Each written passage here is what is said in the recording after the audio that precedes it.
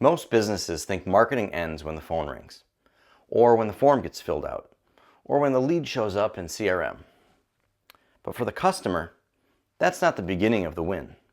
That's where they decide whether or not to trust you.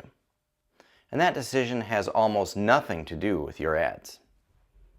We talk about marketing like it's ads, funnels, emails, retargeting, creative.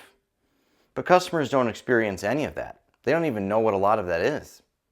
They experience things like how they're greeted, whether someone sounds annoyed or helpful, how fast someone responds, what happens when something goes wrong.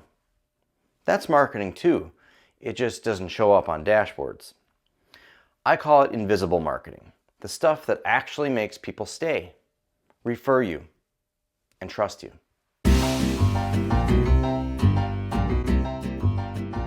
First impressions aren't branding, they're behavior. Think about it this way. You can spend thousands of dollars getting someone to call, and then lose them in the first 10 seconds of your conversation.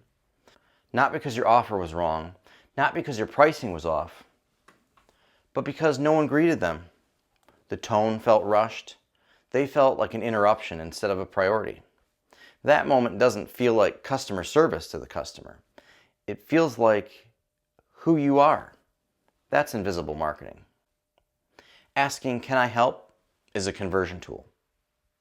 Here's a simple one that almost nobody thinks about strategically. Asking if someone needs help.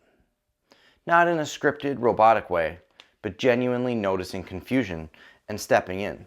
Most customers don't say, "I don't understand this," they just leave. So when someone takes the time to say, "Hey, is there anything I can clarify for you? Any questions I can ask? What questions do you have?" That's not support, that's conversion. And it works better than any other ad ever will. Apologizing is also one of the most underrated growth strategies. Most businesses are terrified of apologizing. They think it admits fault, weakens their authority, opens the door to blame or legal issues. But here's what customers actually want. They want acknowledgement, ownership, reassurance. A clean apology doesn't make you look weak. It makes you look like you're in control, like you're sincere. Sometimes a simple, "Hey, you know what, you're right. We dropped the ball and we're going to fix it," does more for loyalty than a discount, a follow-up email, or a fancy retention campaign ever will. That's invisible marketing at work. Retention isn't a campaign. It's how you treat people. Businesses love chasing new leads. Very few obsess over how customers feel after the sale, whether anyone checks in, whether problems are handled with care. But retention doesn't come from clever emails. It comes from making people feel like they're taken care of. And when people feel taken care of, they don't price shop as much. They don't complain as loudly. They don't forget you. They remember you. Which reminds me of when I entered the workforce. I started my career at Sears in one of their home services call centers a long time ago.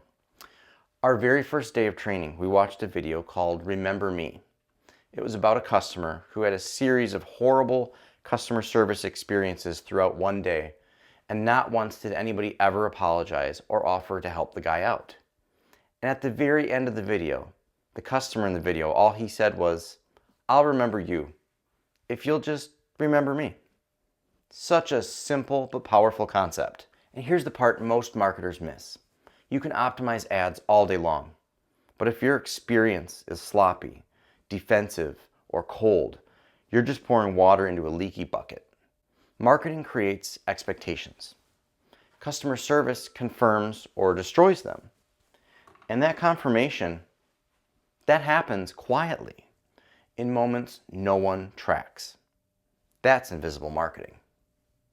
So if your leads aren't converting, or customers just aren't coming back, or referrals feel slower than they should, before you change platforms, budgets, strategy, targeting, or anything, ask this instead. What does it feel like to deal with us? Because how people feel is the most powerful marketing you'll never see in a dashboard. I'll see you in the next one.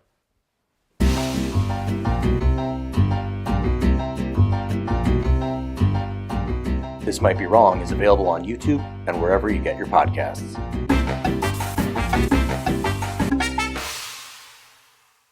Most businesses are terrified. Terrified? Most businesses are terrified. Oh my gosh.